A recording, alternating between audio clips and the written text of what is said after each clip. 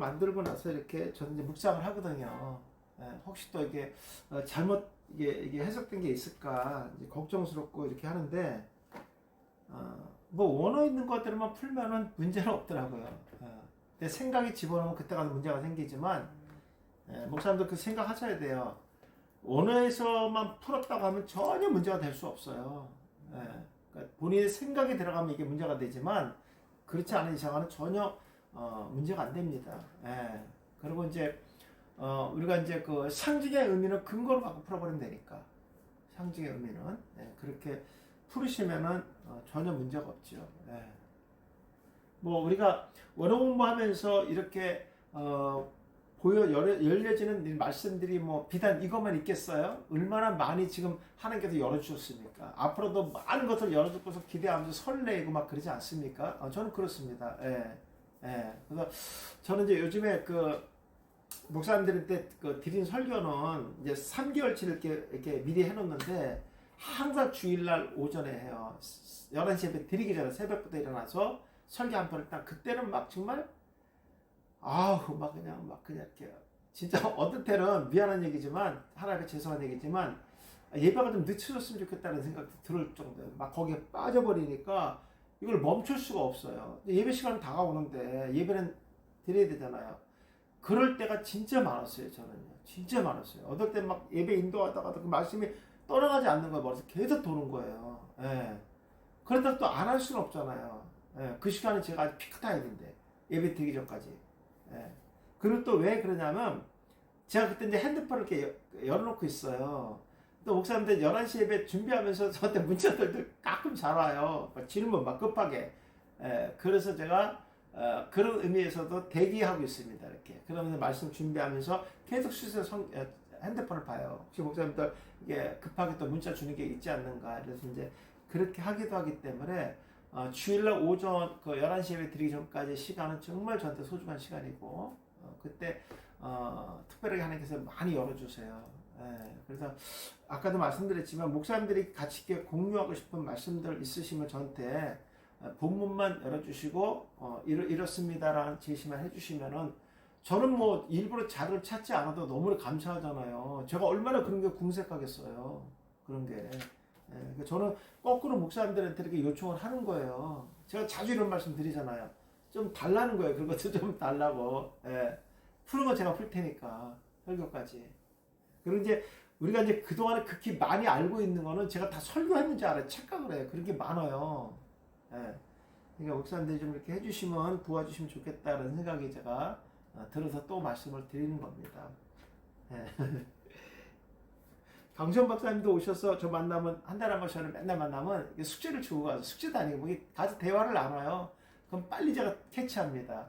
어떤 거는 이게 입을 막아요. 제가 됐습니다. 그만하십시오. 되는가. 왜냐면 내 그거에 이제 많이 연연해 버리니까. 그리고 이제 제가 만들어서 설교를 이제 강시원 박사 드립니다. 비행기 타고 미국 가실 때 보시라고 비행기에서 보시라고 이제 드리고 있는데 목사님들도 마찬가지예요. 가장 중요한 게 뭐냐면 단어 찾는 것이 가장 중요해요. 그러니까 동사 위주로 찾으시고요. 동사 위주로 찾으시고 그 다음에 이제 동사를 찾았을 때 그 앞에 문장의 단어에 명사가 있는 것도 있어요. 그런 것들도 한번 체크해 보시면서 연결시켜야 돼요. 우리 예를 들어서 밥을 먹었다가 동사잖아요. 근데 그 밥이 어떤 밥인가는 우리가 안 쓰잖아요. 밥을 먹었다 속에 밥을 먹었다는 것을 끼워 넣으니까. 그러니까 그 밥이 어떤 밥인가는 일단 찾으셔야 돼요. 바빌렉스에서 단어에 찾으셔야 돼요. 아, 이런 밥을, 이런 걸 썼구나. 이런 것을 먹었다. 이렇게 해석해야 되니까.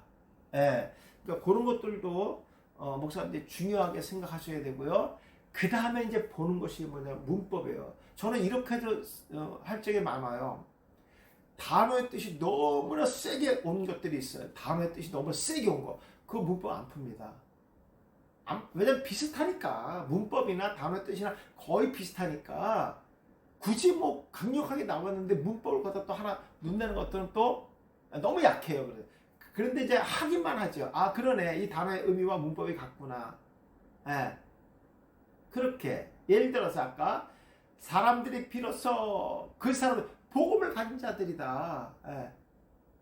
그렇게 얘기하면 뭐 굳이 뭐 문법 복수다 하면서 할 필요가 없잖아요. 그렇잖아요. 이런 식으로. 예.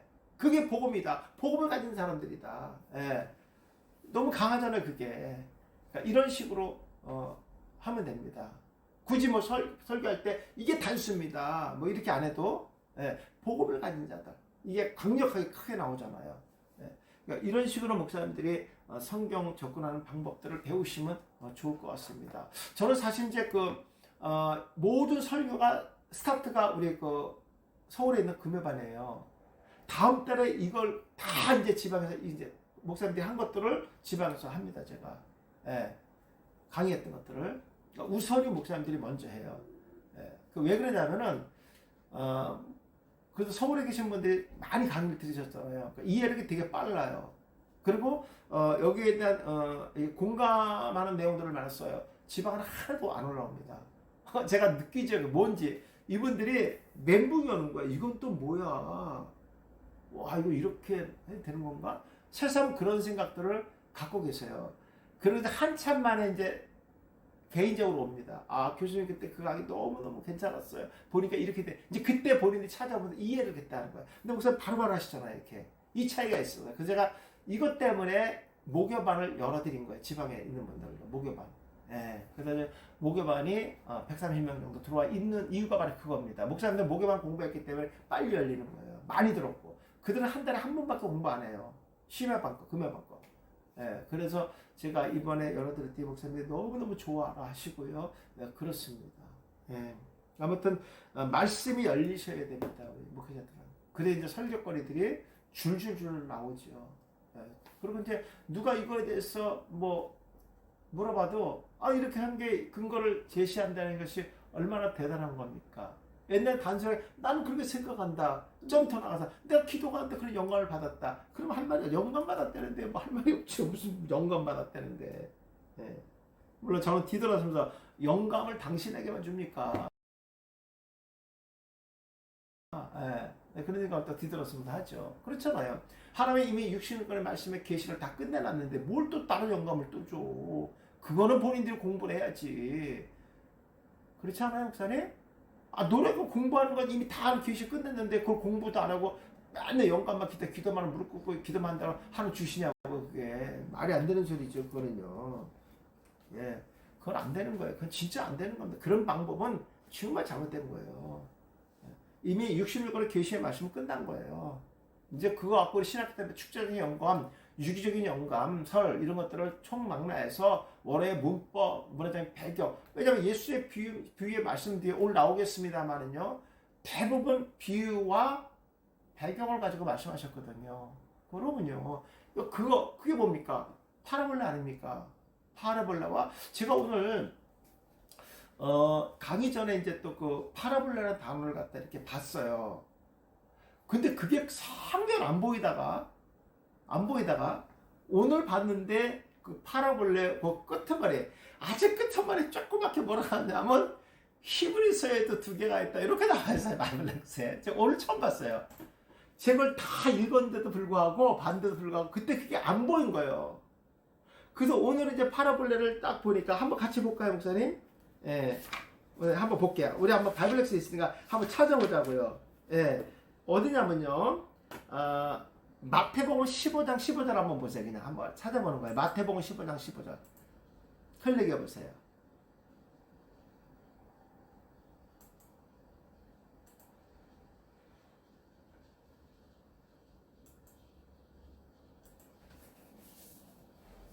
보시면 이제 베드로가 대답해 이르되 비유로 우리에게 설명해 주세요. 그 비유 딱 흘리게 보세요. 3850번. 파라볼레 딱 나와 이제 뭐 보신 분들 계실 거예요. 저는 안 보였어요. 솔직히 말해서 이게. 예. 파라볼레 있잖아요. 쭉 내려가 보세요. 내려가면 어디 나오냐면요. 신약 성경의 용법. 이건 누가 읽나 이걸 안 읽죠. 저도 신약 그 70인 역번 그 밑에 보시면 3번에 신약 성경의 용법. 파라볼라는 신약성에서 50회 나오며 공간복음에 48회 나오고 히브리서에 2회가 사용되었다. 나와있죠. 내가 오늘 봤어 오늘. 아이고 진짜. 아유 참. 예. 근데 이제 공간복음에 48개잖아요. 예, 그게 이제 하나로 묶여져 있는 게 있어서, 예, 하여튼, 제가, 봤을 때 49개입니다. 예, 47개에다가 2개가 10으로 2개가 들어가서 49개입니다. 예, 요게 나와 이제 10으로서 2개가 사용됐다. 아, 참.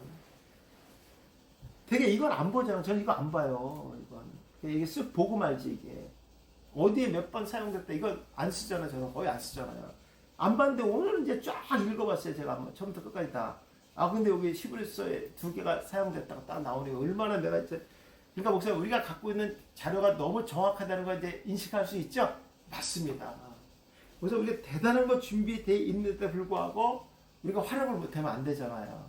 제가 또 감사한 게, 아, 그래, 맞다. 이렇게 근거를 갖고 나도 말씀을 준비했구나. 이런 확신이 생겨서 너무 기뻤어요, 오늘 사실. 기쁘면서도 웃음이 나왔어요. 예. 근데 뭐, 강시현 박사님한테 이제 들었으니까, 예. 그때 제가 지금 뭐 준비하고 있냐고 제가 비유 설교 준비합니다. 너무 좋아라 하시더라고. 그러면서 몇 개냐 그러더라고. 그때 제가 48개라 그랬거든요. 예. 찾은 게 48개더라고요. 그때 10에서 2개가 있다 그러더라고요. 그때 됐다 그랬어요. 어떤지 양 10을 다 짜서 바로 2개가 딱 나온 거예요. 바로 설교 만들었잖아요. 예, 그리고 강시현 박사도 드렸으니까. 예. 근데 여기 이게 있더라고요. 아, 참.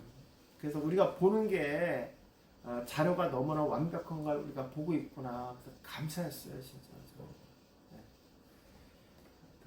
목사님들도 이렇게 보시면서 있으면 저랑 같이 공감했으면 좋겠다. 제가 목사님들한테 공감하려고 이거 좀 말씀드린 거예요. 오늘도 이 말씀이 나오기 때문에 찾다가 제가 보니까 이거 봤어요. 네. 자, 어디 보시냐면요. 86페이지. 오늘 태를 보겠습니다. 태. 능동태, 수동태. 태를 보겠습니다. 86페이지입니다. 헬라어. 아, 목사님들이 히브리어는 쉬운데 헬라어는 어렵다고들 말씀하세요. 저도 어려워요. 예, 문법은 저도 어려워요. 예, 근데 재밌는 건 문화적인 배경이 들어가는 것 때문에 재밌고요. 또 그 어려운 문제들이 조금 완화가 되고요. 그리고 헬라어 문법은 어렵지만 제가 쉽게 풀어드리기 때문에 방법은 목사님들이 자주 듣는 방법 외에는 없어요. 자주 들으셔야 돼요. 이거는 목사님 개인적으로 접근하기는 쉽지 않아요. 제가 솔직히 말씀드리는 거예요. 저도 어려운데요. 근데 저는 무수히 많이 봐왔고, 예, 그렇기 때문에 많이 열려있는 상태 보니까 이게 쉽지만 목사님들은 어려운 건 맞아요. 그러니까 많이 들으셔야지만 어느 정도 열립니다. 대부분 목사님들이 단어만 갖고 하시는 분들이 참 많으세요. 우리 헬스에도 오지 않으신 분들 보면 되게 단어만 갖고, TV에서도 제가 보면 그렇게 하시는 분이 있어요. 근데 이제 되게 뭐라 하냐면, 이러한 단어는 이런 뜻이 있습니다. 이러고 끝나요. 그것을 문장에서 연결시키고, 문맥에서 연결시켜서 구속사 연결시키고, 그렇게 안 하고 그냥 이 말은 이런 뜻이 있습니다. 제시만 끝나는 경우가 참 많아요. 예. 근데 성도들에게는 또 그런 것조차도 감사한 거죠. 근데 우리는 그거에 한 10배 정도가 더 깊이 들어가잖아요. 그죠? 예. 그래서 중요한 건 뭐냐면 문법이다. 결론은 그거예요. 한번 보겠습니다. 능동태입니다. 마태복음 14장 23절. 무리를 보내신 후에 기도하러 따로 산에 올라가시니라. 점을 매 거기 혼자 계셨다. 목사님, 다른 데 같이 제자들을 데리고 간 적도 있지만 왜 여기서는 먼저 제자들을 보내고 예수님이 기도할 때 꼭 왜 또 산에 올라가셨을까?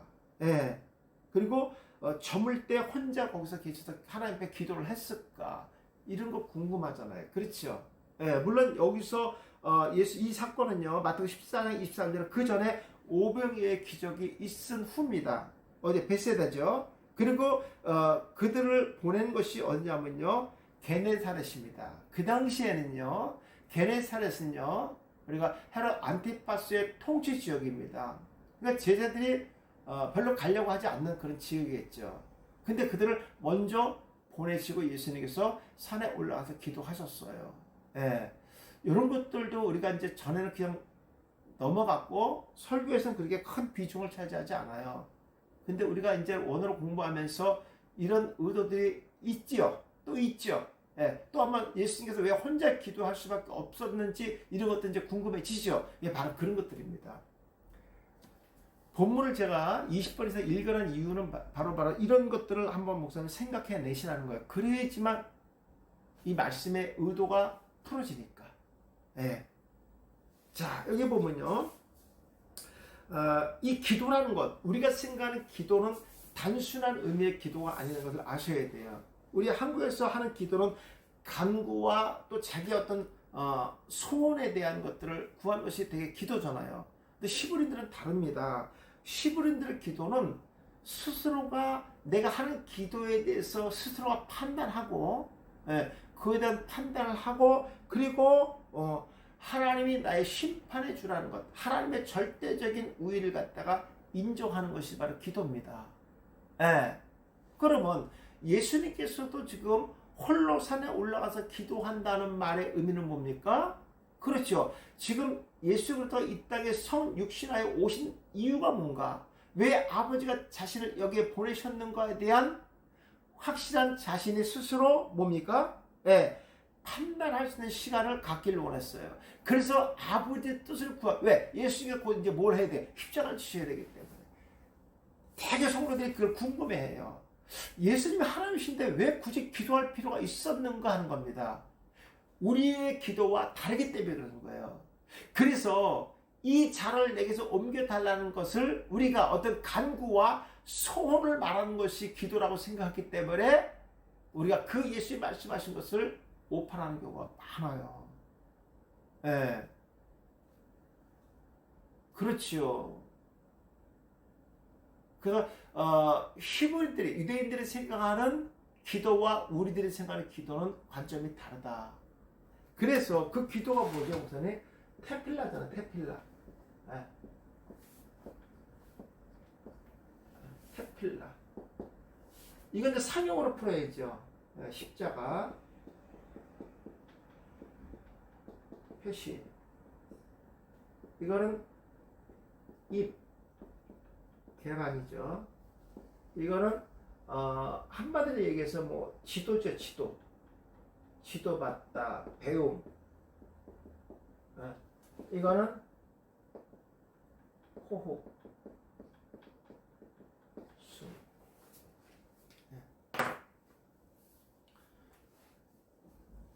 그러니까 기도는 하나님의 뜻을 내가 인식하는 거예요. 왜? 아는 거죠. 배우는 아는 거예요. 하나님 뜻을 알아가는 거예요. 그러니까 호흡이라는 것은 물론 여기 안 썼지만 계시의 의미도 있잖아요. 계시. 하나님 주신 그 말씀의 뜻을 알아가고 자기 스스로가 그 뜻을 판단하고 구하는 거. 이것이 기도예요. 그러니까 예수님도 이제 곧 십자가를 지셔야 되잖아요. 뜻을 구하잖아요. 근데 아버지는 어떻게 합니까? 침묵을 지키시잖아요. 그러니까 예수님께서 계속 아버지 부른 자체가 기도잖아요. 하나님께서 이 땅에 보내주신 그 사역의 의미를 지금 스스로가 확인하는 거 아니겠습니까? 판단하는 거 아니겠습니까? 그 시간이 바로 기도입니다. 자, 그러면서 뭐냐면 무리들을 보낸 후에 그 아폴리오라는 단어 썼어요. 여기 뭐 능동태를 되어 있어요. 능동태. 예수님께서 의지를 가지고 능동적으로 벳세다를 떠나 배를 타고 게네사렛으로 갈 것을 사실 가기 싫었거든요. 헤롯 안티파스의 통치 지역이기 때문에 쟤들이 뭐 선생이 없는 거 자기들에게 가려고 하는데 그거 가지겠어요? 그렇죠? 근데 여기서는 이제 어떻게 보면 억지로라도 가게 했다. 왜냐면 가게 했다 그랬잖아요. 가게 해다. 그러니까 억지로라는 의미들도 포함. 능동이지만 자기들 입장에서 받는 입장에서는 억지로 가게 된 거죠. 예수님이 능동으로 보는 거지만 가게 했다라는 자체가 강조의 의미가 포함되어 있습니다. 단어 속에서는요. 꼭 강조 능동이 아니어도 가게 하다라는 것은 어떤 그런 강제성이 포함되어 있다. 그러니까 정황으로 봤어도 제자들은 가고 싶지 않은 곳이지만 예수님께서는 강제적으로라도 가게 했다. 왜냐하면 지금 조용히 그 산에서 아버지의 뜻을 구하는 시간이 왜? 그 사역은 단독 사역이기 때문에 예수님 혼자만이 할 수밖에 없는 거기 때문에 스스로가 하나님과의 그 기도 시간이 필요했다. 예. 스스로 다시 한번 십자가를 지기 이전에 스스로 판단하기 위해서 그 시간을 구했던 것이다. 이렇게 보시는 것이 합당합니다. 여기서는요. 예.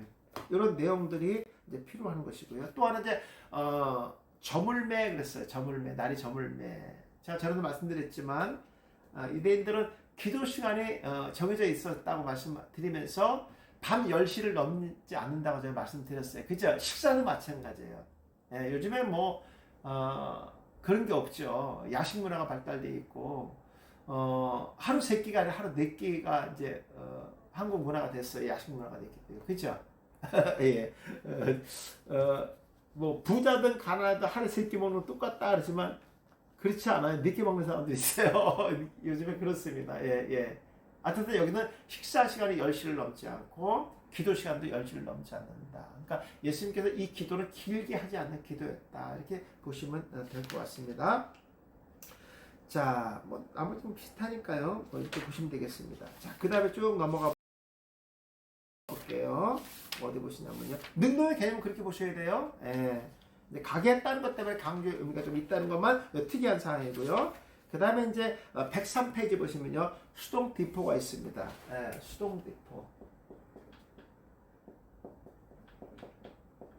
요거는 이제 디포를 먼저 여기서 디포를 먼저 해석하고 그 다음에 수동을 두 번째 해석해야 되죠. 예. 이걸 먼저 하면은 가게에 따른 디포 의미는 아무것도 없는 거예요. 수동태가 되는 거예요. 예, 꼭 기억하셔야 돼요, 목사 이런 것들은요. 자, 이거들이에요. 베드로가 대답하여 이르되 이 비유를 우리에게 설명해. 베드로도 못 알아들은 거예요. 파라볼레. 예, 곁에 두었다는 거예요. 곁에 두었다. 그러니까 그 말은 뭐냐면요. 오늘 예수님께서 말씀하신 이것은요. 바로 이미 그 자녀들을 위한 말씀이고 그들이 깨달을 수 있도록 이해할 수 있도록 주셨던 말씀이에요. 서기관과 바리새인에게는 전혀 알아들 수 없는 것. 그것을 누가 요구했냐면요. 베드로가 요구했습니다. 그러면서 비유로 우리에게 말씀해 주십시오. 파라볼레입니다. 예. 뭡니까? 입으로 들어가는 것이 사람을 더럽게 하는 것이 아니라 입에서 나오는 것이 사람을 더럽게 하는 것이다. 그러니까 이 말씀은 저들을 위한 것이 아니죠. 예수님께서 말씀하시는 모든 복음의 기쁜 소식은요. 멸망받을 자를 위해서 준비된 것은 하나도 없습니다. 오직 선택받은 백성, 구원받은 백성들을 위한 복음이기 때문에 반대로 얘기해서는요. 멸망받을 자에게 전혀 관심이 없다는 거예요. 네. 그냥 모든 사건들 이런 것들을 주님은 관과하신다는 거죠. 그냥 흘러버린다는 거예요. 그냥 지나가 버린다는 거예요. 오직 구원받은 백성들을 위한 것이다. 오늘 베드로가 요구하는 것도 바로 그런 것이죠. 그래서 예수님께서 항상 말씀하실 때 비유를 사용했고 배경을 사용했습니다. 그 이유가 뭘까요? 그렇죠. 바로 유대 사회에서 알아들 수 있는 그들만의 어떤 언어와 또 문화적인 배경을 통해서 쉽게 이해할 수 있도록 해주셨다. 다시 말해서 그들만의 사인이 있었다. 이렇게 보시는 게 좋습니다. 더 하나를 첨가하면 은유적인 표현도 여기에 들어가죠. 비유와 은유는 예수님의 표현 방법에서 각각 의미를 갖고 표현된 것이다. 그래서 우리가 은유사전을 공부하는 것도 그거예요. 예를 들어서 같은 말인데 단어를 다르게 표현해서 쓰는 것. 그것을 갖다가 은유라 하죠. 근데 우리 번역에서는 은유법을 사용하지 않았어요. 그냥 한 단어로 번역을 해버렸어요. 이것은 틀렸다기보다는 우리가 신학부 때부터 축제적인 영감이 가미되어 있는 거다. 이렇게 보셔야 되는 거예요. 그러니까 그렇게 번역한 것까지도 우리가 뛰어넘는 거야. 어떤 너그러운 마음으로. 그리고 번역한 그 목회자의 기도하는 그 마음을 우리가 헤아리면서 틀렸다기보다도 우리 이미 이것까지도 능가해서 은유적인 표현, 축적인 영감을 은유적인 표현까지도 찾아내서 우리가 알아듣는 거예요. 하나님 얼마나 기뻐하실까? 이런 생각을 좀 해봅니다. 여기도 마찬가지입니다. 자, 그러면 여기 보세요. 자, 베드로가 대답했다 그랬어요. 대답했다. 근데 수동 대포예요. 그러니까 누가 시켜서 한 게 아니라 지금 비유로 말씀해 주십시오. 파라볼레로 말씀해 주십시오. 한 것은 누가 시켜서 한 게 아니라 베드로 스스로가 인식을 못해 이해를 못했기 때문에 말한 거예요.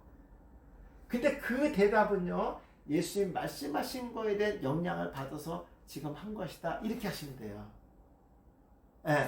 영향을 받아서 지금 한 거다 이러면 수동태가 되는 건데, 지금 말하는, 베드로가 말하는 자체는, 야 베드로야 네가 한번 다시 한번 물어봐 이렇게 산 게 아니라 혼자 이해를 못해서 예수님이 그를 비유로 파라볼로 말씀해 주십시오. 수동 뒷보는 자기가 의지를 갖고 혼자만의 생각이었다는 거죠. 그래서 말하는 건데 대답하는 것은 예수님이 말씀하신 거에 영향을 받은 거였다. 그걸 이해 못해서 대답한 거다. 이렇게 해달라고 요구했던 것이다. 이렇게 해석하면 되는 거예요. 이해하셨죠? 예, 요거는 제자들을 대표했다 그러면 안 돼요. 이거는요. 능동이가 100% 베드로의 생각이었고 베드로의 말이었다. 그래서 파라볼레로 설명해 주십시오. 이렇게 했고 우리들만 알아들을 수 있는 언어로 다시 표현해 주십시오. 이런 뜻입니다. 그 말은 이 말이 바리새인과 서기관들에게 적용돼서는 안 됩니다라는 의미로 가미되어 있는 거죠. 어떤 의미에서? 왜? 파라볼레를 말하셨기 때문에 이 단어가 파라볼레였기 때문에 그렇게 보셔야 됩니다. 그들만의 알아듣는 언어로 사용해 주십시오. 이런 뜻이 포함되어 있다. 이런 것입니다. 더 이상 쉽게 못해요. 제가 진짜 제가 쉽게 설명해 주는 거예요. 그 다음에 여기 보면 과거잖아요. 과거는 이렇게 해야 돼요. 예수님이 말씀하신 것을 이해 못하고 있는 상태에서 지금 대답하는 거예요. 그렇잖아요. 이게 과거예요. 그러니까 예수님이 말씀하신 그 말씀, 몸으로 들어가는 것보다 나오는 것이 더 더럽다는 이 말을 이미 과거니까 이미 그것을 갖고 있는 상태에서 지금 이 얘기한다. 이렇게 하셔야 돼요. 아무것도 아닌 것 같지만 목사님 무진장 중요해요. 이런 말 표현이. 문법을 어느 것 먼저 해석하느냐에 따라서 완전 의미가 달라져요. 목사님들 못 느낄지 모르지만 저는 되게 많이 느껴요. 이런 것들은요. 문장 표현할 때도 그러면 지금 무슨 얘기를 하고 싶냐면요. 베드로의 심정을 얘기하고 싶은 거예요. 그래서 내가 그냥 이렇게 생각합니다가 아니라 그 단어 속에서 문법 속에서 이미 베드로가 대답했다는 말 속에 이런 의도들이 다 포함되어 있다라는 것이 문법 속에 들어가 있습니다.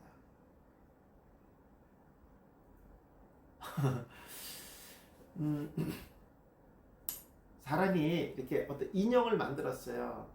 누가 봐도 인형이야. 아니면 이렇게 할게요. 집신을 만들었어요. 누가 봐도 집신이야. 근데 조금 더 섬세하게 하기 위해서는요, 그 집신에 삐져있는 그걸 뭐죠? 검부락지라는가? 그를 잘라주고 싶은 거야. 그죠? 좀 더 깨끗한 집신을 만들기 위해서. 그렇게 약간 삐져나오는 이런 검부락지가 있어도 집신인 건 맞아요. 근데 좀 섬세하게 해서 그걸 좀 잘라주는 거야. 우선 우리가 그냥 단순하게 대답했다. 그냥 말씀에 생각해서 이해부터 대답했다. 이렇게 해도 물론 맞아요. 근데 좀 더 섬세하게 베드로가 왜 이런 말 했는지 좀 섬세하게 그 심정을 우리가 목회자가 대변해 주는 거죠. 그것이 문법이라고 생각합니다. 그리고 이랬을 것이다가 아니라 원문에 이렇게 돼 있다라고 성도들한테 이렇게 가르쳐 준다고 하면 성도들은요, 목사님의 생각이나 우리 목사님이 영역이 너무나 특출나서 그런 관점에서 우리에게 전해주는 것이 아니라 우리 목사님들 원해 있는 말씀을 중심으로 해서 깊이 있게 근거를 가지고 늘 말씀해 준다. 이런 신뢰의 관계가 형성된다 그러면요, 대단한 거 아니겠습니까? 그 말씀의 위력이라는 것은요, 성도들이 그 말씀 한마디 한마디씩 신뢰한다는 것은 목회자에게 큰 기쁨이 되는 겁니다. 그러니까 이런 것들을 가르쳐 주는 게 좋고요. 혹시라도 목사님들, 혹시라도 내가 이런 가끔 이런 것들을 문법을 쓸 때가 있을 거예요, 목사님. 그러려고 하면은 아예 주보에다가 광고는 아니다 밑에다가 히브리어 실동사 하고 칼동사 단순 능동 여기 뭐 세 개 있잖아요, 그죠? 니팔동사 이렇게 7개를 갖다가 해놓으셔도 괜찮아요. 문법 이 7동사 7개만. 예. 성도들이 이렇게 보면서 우리 목사님은 히브리어 원어를 공부하시면서 원문을 보면서 우리한테 귀한 말씀 전해주시는구나. 그 다음에 이제 이게 어느 정도 1년 동안을 사용하다 그 다음 1년 후에는 또 헬라어에서 태에 대해서 능동태, 수동태, 중수티포, 중간태 이거 있잖아요. 요거 한번 이렇게 제가 드리는 표 있잖아요. 요약해서 이렇게 뒤에다가 1년 동안 해놓으시면 또 괜찮습니다. 정말 괜찮아요, 목사님. 이런 방법들 진짜 괜찮아요. 예. 성도들이 왔을 때는 마찬가지예요. 제가 어떤 우리 공부하시는 목사님들 주보를 제가 옛날에 봤는데 그 목사님은 이렇게 제목들도 저도 그 원문에서 쓰잖아요. 원문에서 그대로 제목을 달잖아요. 히브리어를 다시는 목사님들이 계셨어요. 보기 너무 좋았어요, 사실 저는요. 예. 제목을 히브리어로 쓰시는 분도 있어요. 제목 한글로 쓰고 제목도 히브리어 쓰시고 이렇게 하시는 분도 있어서 정말 보기 좋았어요. 그리고 제가 그때 이렇게 가르쳐준 대로 진짜 주보의 뒤에다 7동사를 해놓으신 목사님들도 계시고요. 저는 상당히 괜찮다고 봅니다. 예. 성도들도 알 권리가 있잖아요. 그리고 목사님들이 이런 근거를 갖고 그러면 성도들이 인터넷에 7동사 좀 딱 떠요. 예. 그러면요 이런 것들도 되게 중요하다 제가 말씀 한번 드립니다. 네. 또 왜냐 목사님들 그 빔 프로젝트 갖고 하시면서 이런 것도 가끔 이렇게 띄우기도 하잖아요. 이미 주보 딱 보면서 이렇게 그래 이런 뜻이구나 금방 이해할 수 있잖아요. 그렇게 활용해도 좋다는 것을 제가 말씀드리는 겁니다. 자, 그다음 또 넘어갈게요. 넘어가겠습니다. 자, 중수 디포입니다. 119쪽입니다. 중수 디포. 중간태, 수동태, 능동 이렇게 되는 거죠. 119쪽 3강 마태복음 13장 32절 이는 모든 씨보다 작은 것이로되 자란 후에는 풀보다 커서 나무가 되매 공중의 새들이 와서 그 가지에 깃들었다. 목사님들 성도들도 그렇고요. 뭐 집안에서 농사 짓는 사람도 보면 겨자나무라 그러잖아요. 겨자나무. 겨자는 나무라고 볼 수 없어요. 근데 이제 히브리인들의 개념에 풀과 나무의 개념을 구별해야 돼요. 풀과 나무의 개념. 강과 바다의 개념도 목사님 구분할 줄 아셔야 돼요. 우리식으로 생각하면 절대로 안 된다고 제가 누누이 말씀드렸어요. 근데 거긴 물이 귀한 지방이에요. 거기는 우리가 지금 수풀이 우거지는 것을 어떤 지역적으로만 가능하지 전체가 국토 전체가 그렇게 푸른 나무를 자랑할 수 있는 그런 땅이 아닙니다. 풀이라는 개념은요. 풀이라는 개념은 땅에서 바로 이파리가 이렇게 만들어지면 풀이에요. 나무는요. 이렇게 줄기가 올라와서 잎사귀가 만들어지죠.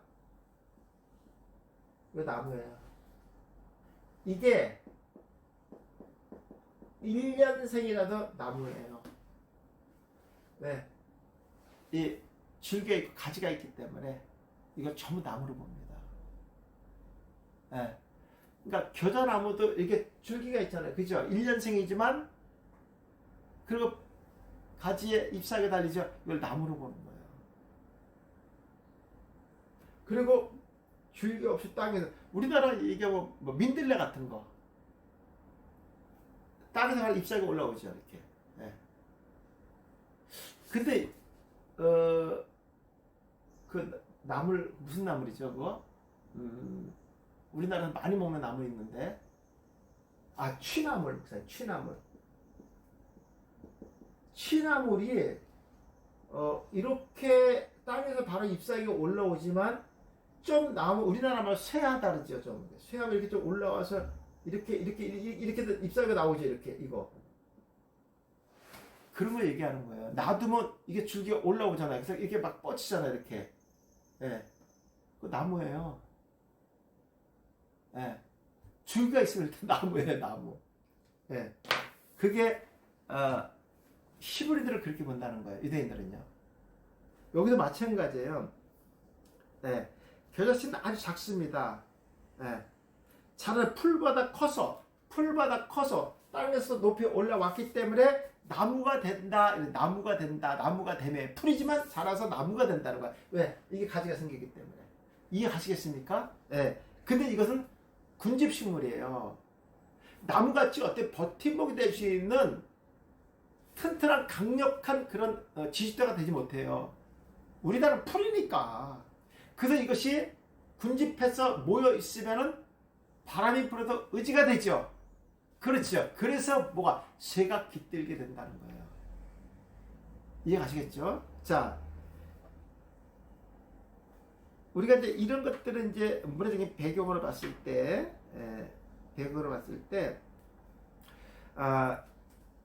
이 갈릴리 지역의 들판에서는요, 농부들이 절대로 겨자씨를 심지 않습니다. 왜냐면 지천에 깔려 있으니까. 들에 깔려 있는 게 그냥 소위 말해서 그냥 풀 자체가 전부 겨자나무인데, 그걸 누가 자기 밭에 그걸 심는 농사짓는 사람이 어디 있어요? 그냥 널려 있는데. 근데 예수님의 비유는 뭐냐면, 바로 천국은 이렇다는 거예요. 다 남들이 손가락질하죠. 대부분 뭐 합니까?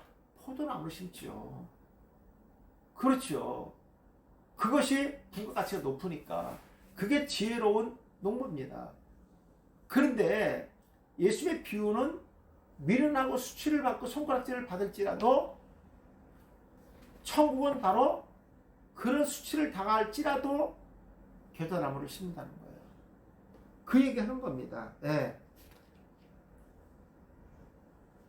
여기서 말씀하는 거 모든 씨보다 작은 것이래 자라매 후에는 풀보다 커서 나무가 되며 공중의 새들이 와서 그 가지를 깃들인다. 자, 그럼 거기 보세요. 나무가 되매 그래서 기노마입니다. 중수디포잖아요. 중수디포. 나무가 되는 것은 스스로가 자라서 생명이 올라옵니다. 그렇죠? 예. 그러나 이 겨자씨도 농부의 보살핌이 없으면 자랄 수 있나요? 없지요. 하나님의 보살핌이 없으면 자랄 수 있는 없지요.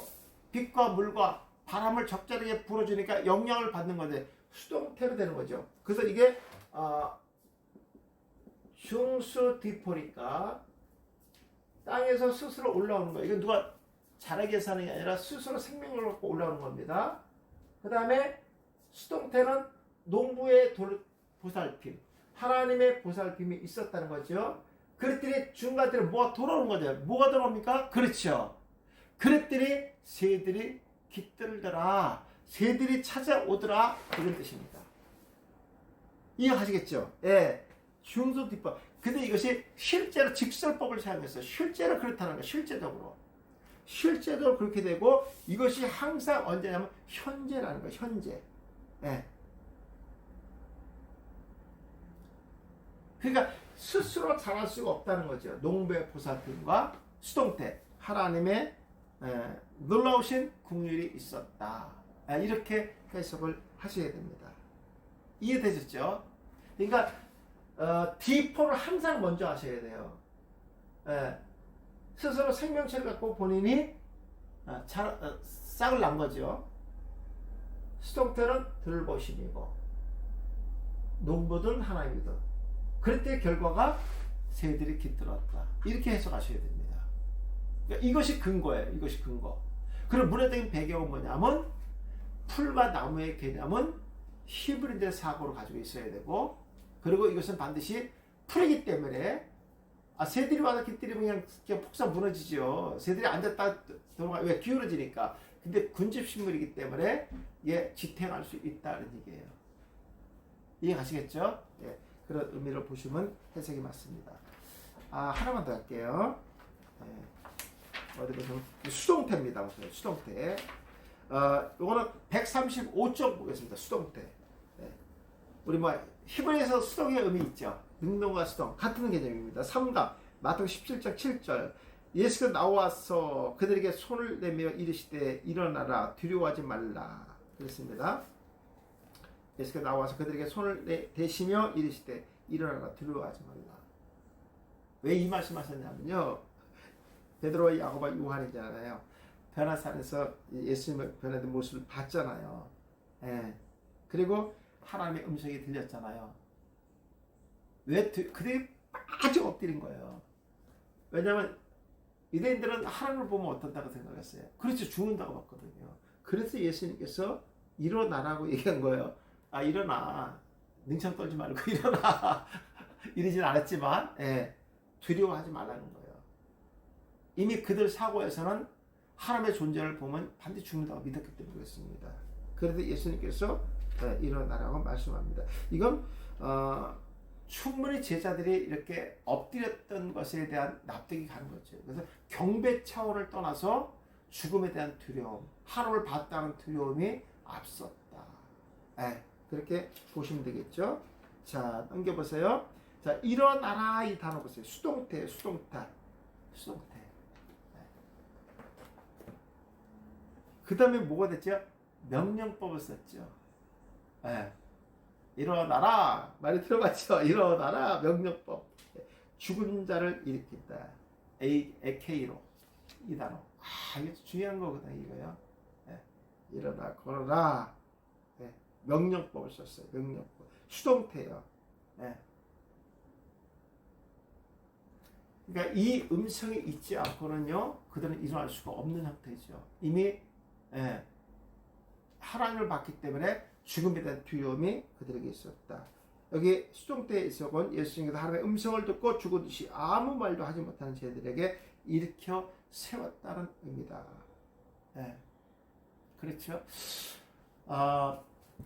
우리가 이제 이걸 구속사를 봤을 때는 하나님과 단절로 봐야 되겠죠. 단절로 되어 있던 자들이 하나님께서 이미 일으켜 주시지 않으면 일으킬 수 없는 거. 스스로 지탱할 수 없는 상태. 이렇게 이제 구속사로 봐야 되고요. 또 하나는 뭐냐면, 제자들 생각에는 자기들은 스스로가 죽었다고 생각을 한 거죠. 그렇게 보셔야 됩니다. 죽었다고 본 거예요. 왜냐하면 그것이 절대적이었기 때문에. 하나님을 이미 만났다고 봤다고 생각했기 때문에 이거 죽었다고 믿는 거죠. 아마 모르긴 몰라도 자기들끼리 꼬집부터 봤을 거예요. 그렇지 않겠어요? 살아났네. 얼마나 그 놀라움이 있었겠습니까? 그 상태를 지금 얘기하는 거예요. 명령법 과거 일어나라. 이미 예수님은 알고 계셨다는 거죠. 과거니까. 그 다음에 수동태로 죽은 자를 마치 일으키는 것처럼 일으켜 주셨다. 수동태로. 그러니까 그들의 영향을 받은 거죠. 예수님도요. 왜냐하면 일어나라고 말씀하는 게 수동태니까. 그 죽은 것처럼 쓰러져 있는, 엎드려 있는 그들을 향해서 예수님 말씀한 그 영향을 받은 거기 때문에 수동태로 되는 겁니다. 좀 어렵긴 어렵다. 그죠? 이해하면은 되면 아무것도 아닌데, 이거 그렇게까지 생각해야 되는 건가? 그렇죠. 그렇게 해야죠.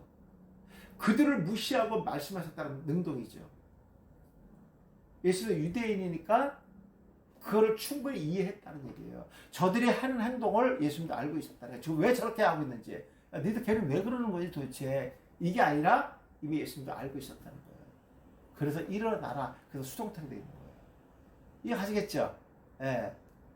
사실 이게 되게 깊은 거예요. 제가 이렇게 쉽게 설명하니까 이게 쉬운 거지, 이게 되게 깊은 거예요.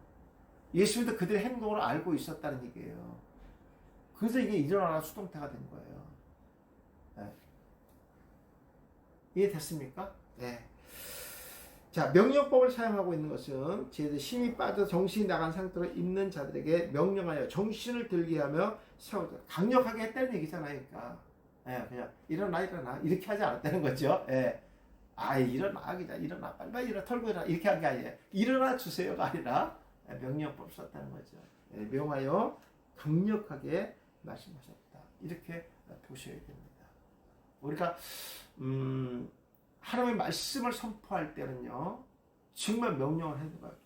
귀신 좀 나가주세요. 이렇게 하면 안 되잖아요. 그죠? 귀신아 떠나 가라 명령해야 되잖아요. 강력하게 하셔야 됩니다.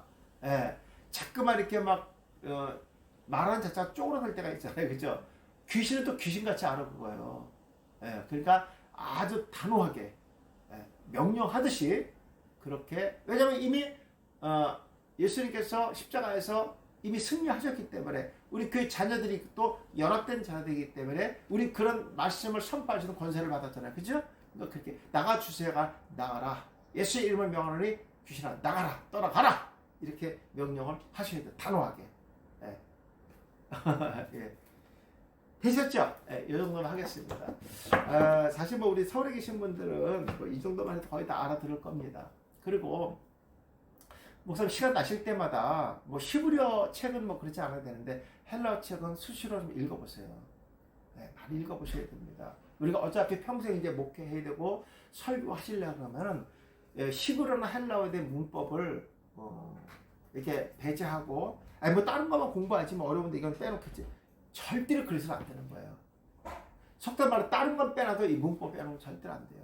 가장 중요한 게 문법이기 때문에. 그러니까 목사님들 쉽게 좀 하고 싶으시면요, 이 헬라어 책 같은 거 수시로 한번 쭉 이렇게 읽어보세요. 뭐 그냥 이렇게 막 소설책 읽듯이 그렇게 읽으면 안 되고요. 그냥 문법 하나, 일각 하나를 충분히 읽으면서 이해를 하셔야 돼요. 무슨 말인지. 그리고 문법을 어떻게 풀었는지 하나만이라도 완전하게 목사님 이해하고 그 다음에 넘어. 이게 책을 한번 소설책이 쫙 한번 끝나는 거 이건 중요하지 않아요. 하나하나를 정독을 하면서 보시는 게, 이게 뭐 1년 가면 어때 2년 가면 어때 이 책 하나 띄는데 계속 할 건데 하나만 제대로 이해하디요 그게 큰 의미가 있는데 그렇지 않습니까? 그렇게 공부하시면 될 것 같습니다. 헬라어는 별도로 목사님들 좀 읽으셔야 돼요. 그래 도움이 많이 됩니다. 헬라어 문법이 어렵기 때문에 그래요. 제가 너무 쉽게 좀 히브리어 같이 쉽게 강의하니까 쉽게 생각하는데 그렇지는 않아요. 목사님이 자꾸 공부하다 보면 정말 어려움을 느낄 거예요. 깊어진다니까 그만큼. 그러니까 이게 이렇게 해서 걸어갈 때 이렇게 끝이 이렇게 보여서 딱 끝이 왔다 이래야 되는데 들어갈수록 끝이 잠깐만 막 멀어지는 거 점점 가면 또 있고 막 이러는 거예요. 이게 깊어지는 거예요. 헬라어는 그 해석이 변형이 너무나 많긴데 무수히 많아요. 이거는 많이 보는 방법 외에는 없다. 그리고 제가 법과 태만 강조해서 해드렸어요. 헬라어는 법과 태만 해서도요 충분히 합니다. 나머지 부족한 부분은 뭘로 한다 그랬죠? 문화적인 배경이 들어간다 그랬잖아요. 그죠? 그리고 또 이제 더 한층 더 깊어지는 것은 히브리 사고로 들어가면 끝나기 때문에 법과 태만 아시면 충분합니다. 헬라어에서는요. 제 말만 믿으세요. 다른 거 뭐 안 해도 괜찮습니다. 이 정도만 해도 헬라어는 끝내주게 해석이 되고요. 제가 목사님한테 드릴 때도 그 정도 선에서만 다 하잖아요. 부족한 게 거의 없잖아요. 내가 이따는 더 강의하죠. 가끔 가뭄에 콩나도 한 개 나온 것 때문에 우리가 더 골치 아플 필요는 없고, 시험 문제도 안 나오니까, 시험도 안 보니까 할 필요, 교수가 할 필요 없다는 말이 어디겠어요. 그죠? 근데 우리 현장에서, 목회 현장에서 설교하는 데는 굳이 필요가 없다 하는 걸 말씀드린 거예요. 식사 맛있게 하시고요. 오후에 이제 스가랴가 이제 얼마 안 남았습니다. 아마 7월달은 끝나지 않을까 생각합니다. 두세 번만 더 끝날 것 같고요. 그 다음에 이제 설교 2편 오늘 지강과 하겠습니다. 식사 맛있게 하시고 1시 정각에 만나보도록 하겠습니다. 감사합니다. 수고하셨습니다.